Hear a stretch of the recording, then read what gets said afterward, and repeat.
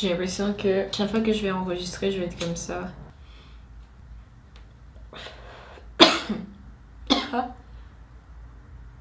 Jesus Christ. C'est supposé de purifier la pièce et c'est moi qui commence à tousser. Maybe I am the demon. Anyways.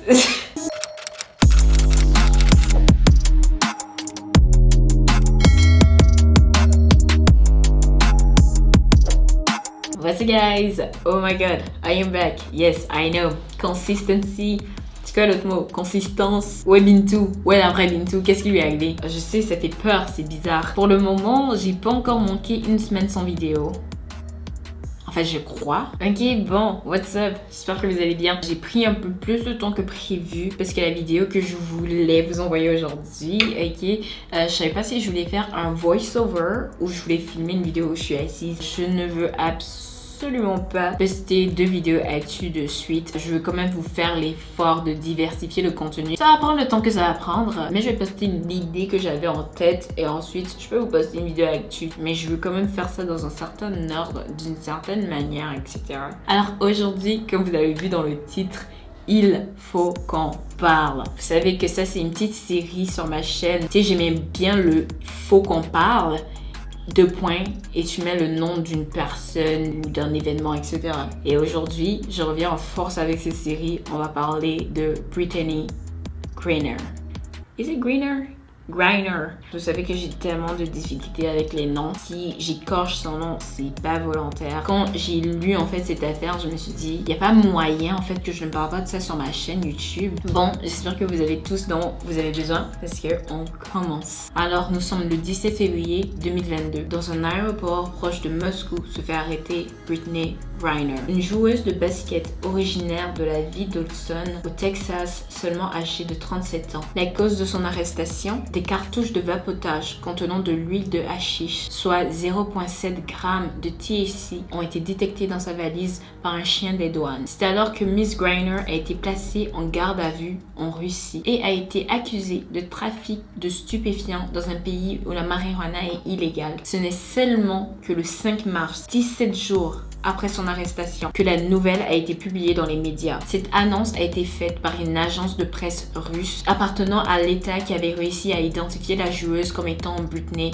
Griner. Ainsi, la nouvelle se répandit à travers le globe par plusieurs grandes chaînes médiatiques, poussant ainsi la Ligue américaine professionnelle de basketball féminine, la WNBA, et l'équipe USA Basketball à sortir un communiqué de presse. La femme même de Miss Griner a partagé ses ressentis à l'égard de la situation. Alors que la nouvelle de son arrestation commence à peine à prendre de l'élan dans les tendances mondiales, elle se fait très vite éclipser par les tensions qui augmentent entre la Russie et l'Ukraine. Même pas 7 jours après son arrestation, la Russie envahit l'Ukraine. Brittany Griner se fait alors oublier par le grand public. Pendant ce temps, la joueuse de basket fait sa première apparition depuis son arrestation sur une chaîne d'information télévisée par l'État russe. Madame Griner a une pancarte dans sa main et elle s'identifie. C'est alors que des représentants politiques de sa ville natale s'expriment enfin sur la situation. Ils ont annoncé qu'ils travaillaient durement avec le gouvernement américain pour s'assurer qu'elle puisse retourner chez elle. Ce n'est que le 17 mars, 9 jours après la vague médiatique sur son arrestation, que les autorités russes lui permettent de passer devant les juges, devant les tribunaux pour nous donner une mise à jour en fait sur sa situation, si elle est acquittée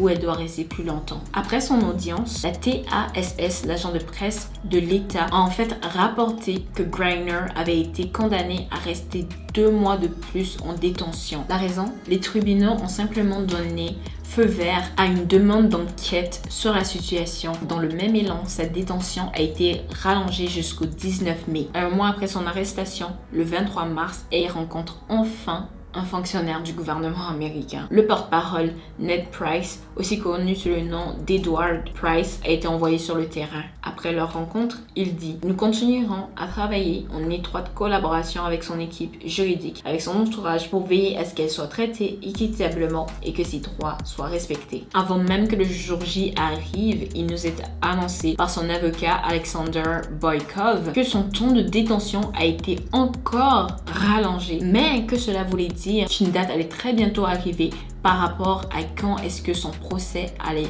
débuter. C'est à ce moment-là que le gouvernement américain classifie l'affaire Brittney Griner comme étant une détention injustifiée. C'est alors que le bureau de l'envoyé spécial du président pour les affaires d'otages a été mis sur le dossier pour superviser la situation. Dérobé de la lumière des feux des projecteurs par le cycle médiatique qui ne cesse de tourner, après cette nouvelle, Brittney Griner tombe très vite dans les abysses du flux médiatique. Ce n'est seulement que le 15 juin qu'une mise à jour nous sera donnée sur sa situation. Malheureusement, c'est une mise à jour qui n'augure rien de bon. La détention de Miss Griner a été prolongée pour la 3e fois jusqu'au 2 juillet. Les responsables derrière cela maintiennent toujours leur affirmation passée, leur affirmation principale, selon laquelle elle a encore gardé les bains parce qu'ils sont en train de poursuivre une investigation pour savoir qu'est-ce qui s'est réellement passé et est-ce qu'on va la condamner pour ce qu'elle a fait. 2 semaines après cette annonce, son avocat Alexander Boykov dit au New York Times que son procès a été placé pour le 1er juillet. Pendant ce temps, des athlètes de grande renommée se sont exprimés publiquement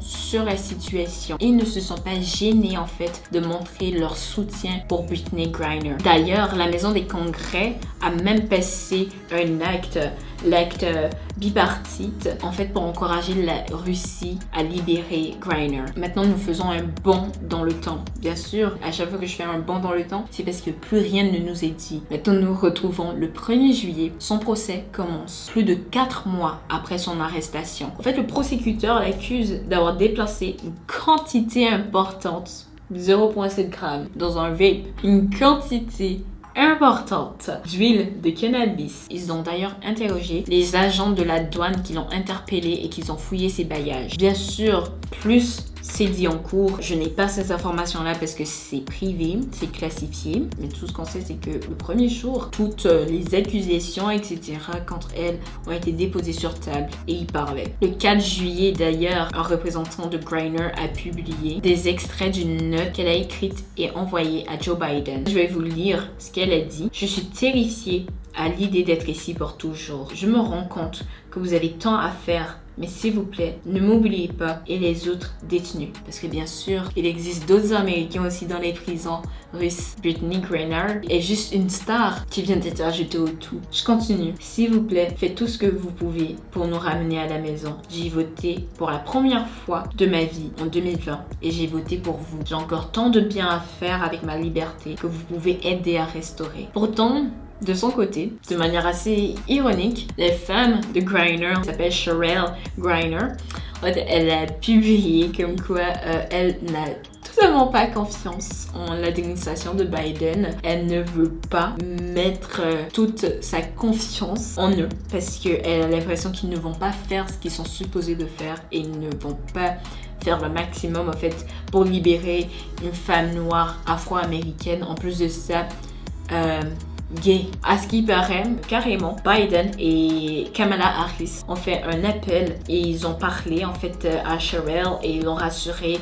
Ils ont dit comme quoi on va faire de notre possible pour la ramener à la maison. Tu n'as pas besoin de t'exprimer comme ça. Bref, maintenant nous nous retrouvons le 2e jour de son procès. On nous apprend que Miss Griner a plaidé coupable aux accusations d'avoir envoyé de la drogue illégalement en Russie. Mais je vais vous dire, elle a déclaré qu'elle avait importé des produits à base de cannabis dans un pays qui est illégal, oui on s'entend, mais qu'elle faisait ses bagages rapidement et qu'elle ne voulait pas enfreindre la loi. Elle précise et elle renforce le mot accident. À ce qui paraît, cet acte, ok, ça a été sa propre décision, mais bien sûr, ça a été éclairé par son entourage et ses avocats, etc.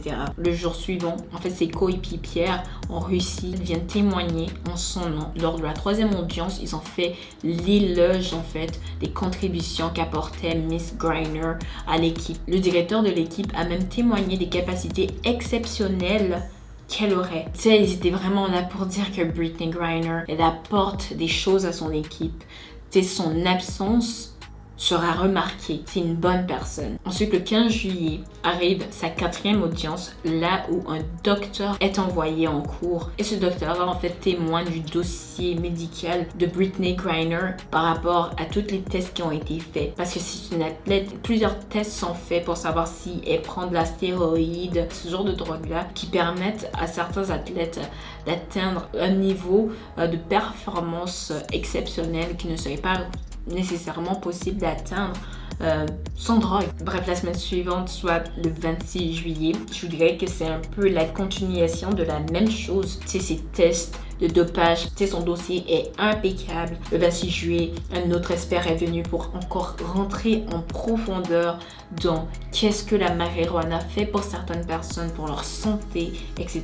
Quand ce n'est pas juste ingéré de manière récréationnelle. Les avocats de Miss Griner ont aussi expliqué que oui, la marijuana qu'elle a pris, qu'elle prend, etc. c'est pour ça, c'est pour l'aider de cette manière-là. Mais ça ne veut pas dire que c'est pour ça qu'elle a mis ça dans sa valise. Elle est venue, lui, s'est retombé dans sa valise par accident. Je suppose qu'ils ont envoyé les preuves que ça a été prescrit par un médecin. Le jour d'après, le 27 juillet, c'est le dernier jour du procès. Enfin, Brittney Griner s'exprime en cours. Durant son audience, elle a révélé beaucoup de choses assez importantes et intéressantes. En fait, elle a dit que les responsables russes qui l'avaient arrêtée ne lui ont jamais cité ses droits. N'oubliez pas qu'elle est dans un pays où la langue de base, ce n'est pas l'anglais. Elle a dit que le traducteur qui lui a été fourni lui a expliqué un peu la situation. La traduction, elle était pauvre. Tout ne lui avait pas été traduit. Elle a qualifié ces services-là comme étant inadéquats. Ce n'est pas juste le traducteur de l'aéroport, c'est en fait le traducteur qui lui a été assigné pendant sa détention. Pour vous donner une idée de la situation, elle se souvient d'un moment où il y avait une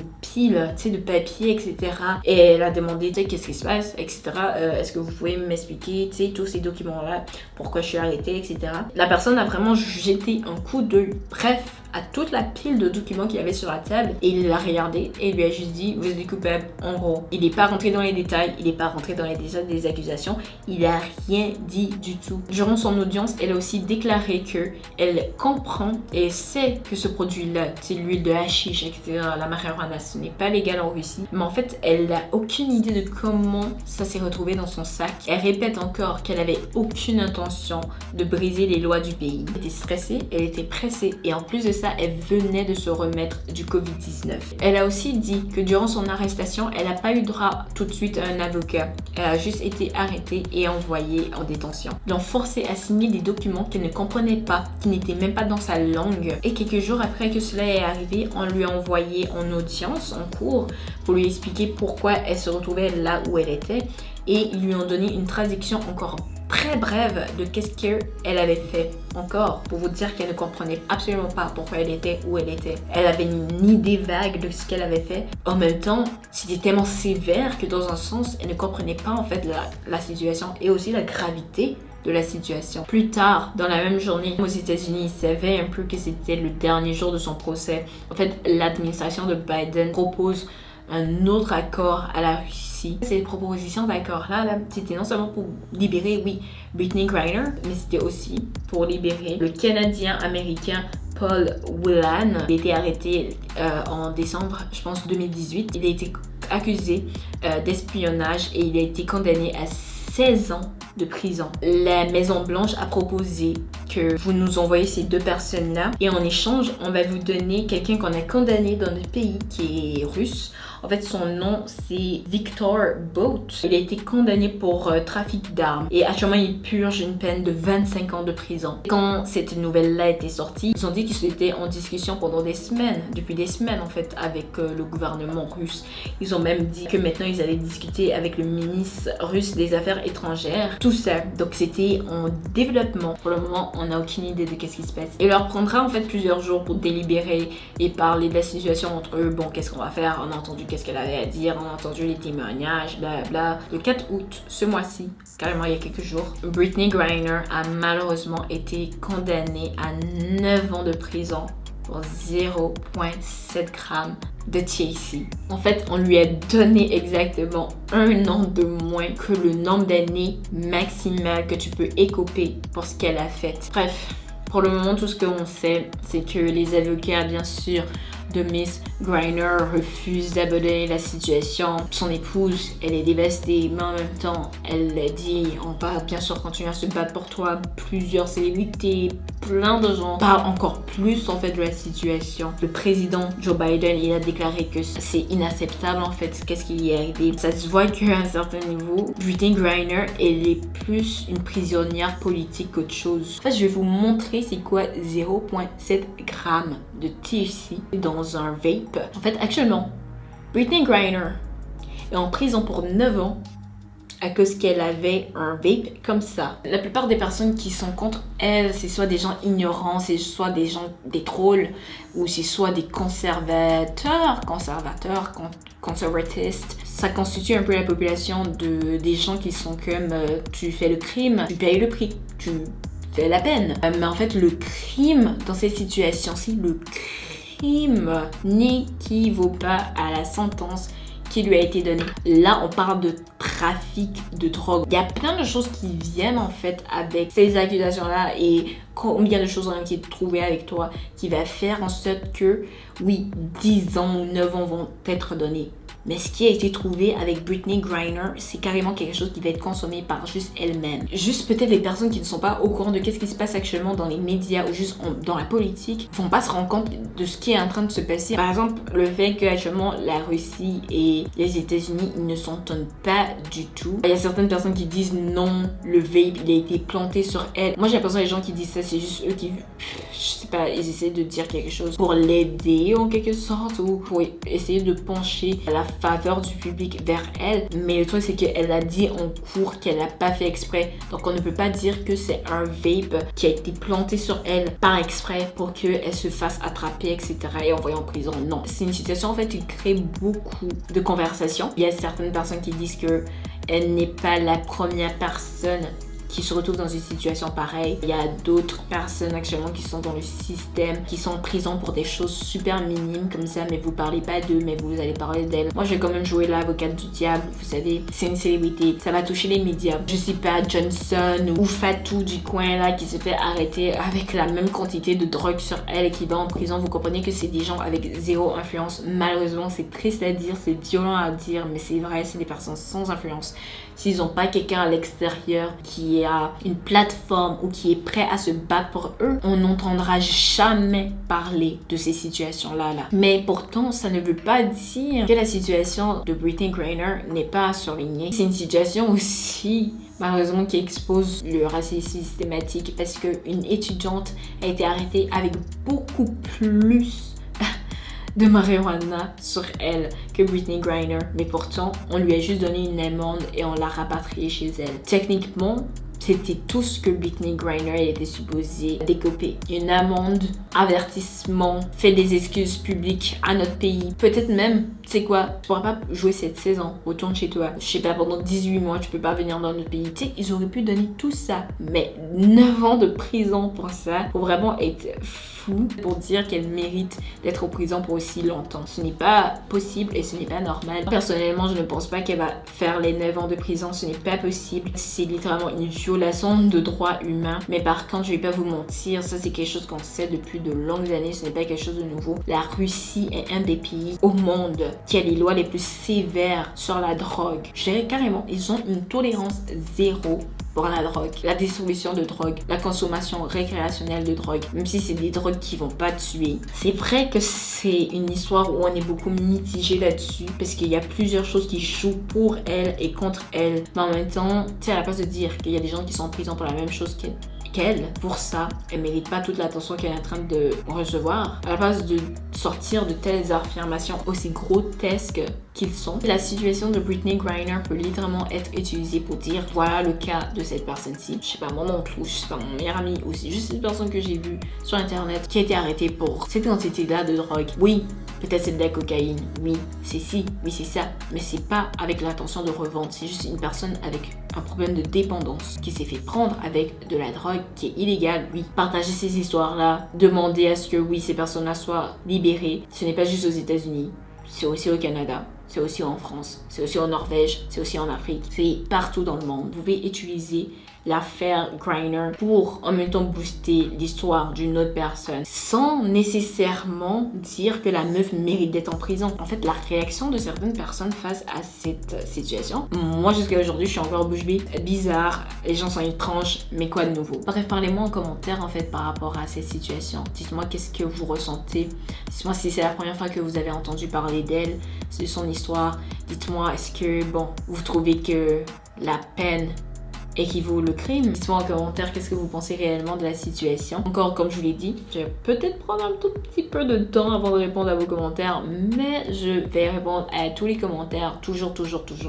C'est donc, vos commentaires vont droit vers mon cœur, je les prends jamais pour acquis. Ok, merci infiniment de prendre le temps de commenter les vidéos, ça m'aide avec l'algorithme, ça m'aide beaucoup, donc merci. Ne pensez jamais que je prends ça pour acquis. I'll be back, of course, bien sûr, toujours avec des sujets intéressants. Alors bref, si vous avez aimé cette vidéo, mettez un pouce, on va se revoir next time. Alors comme toujours, gros bisous, bye.